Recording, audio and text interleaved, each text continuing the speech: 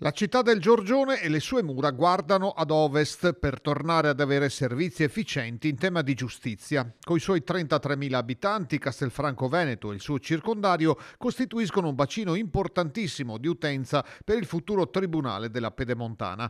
Che la cittadella della giustizia di via Marinali a Bassano sia importante anche per l'area castellana lo ribadisce il sindaco Stefano Marcon. Noi reputiamo di sì, parlo del comune di Castelfranco Veneto che ha aderito sin dall'inizio a questa proposta. Pensiamo che un tribunale più vicino alle imprese possa essere un'opportunità. Abbiamo anche oggi la Pedemontana Veneta che aiuta a raggiungere Bassano del Grappa in tempi molto più veloci. Era una preoccupazione in termini di risorse, so che essere un tema che preoccupa.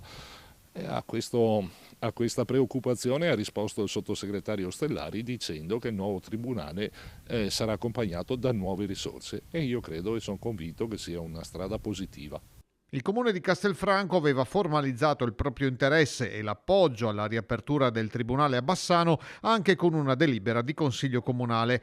Ai colleghi che specie dall'Ovest e dall'Alto Vicentino stanno alzando le barricate contro la nascita dell'ottava circoscrizione giudiziaria in Veneto, Marcon risponde invitando a mettere da parte antiche gelosie. Nel passato, per esempio, a Castelfranco Veneto, così come in altre realtà, vi erano delle sedi staccate dei tribunali e questo assicurava una celerità e una prossimità di giustizia ai territori. E quindi dico che è un'opportunità in più quando si ragiona allargando le offerte e in questo caso di giustizia, penso che diamo una risposta positiva alle comunità che rappresentiamo.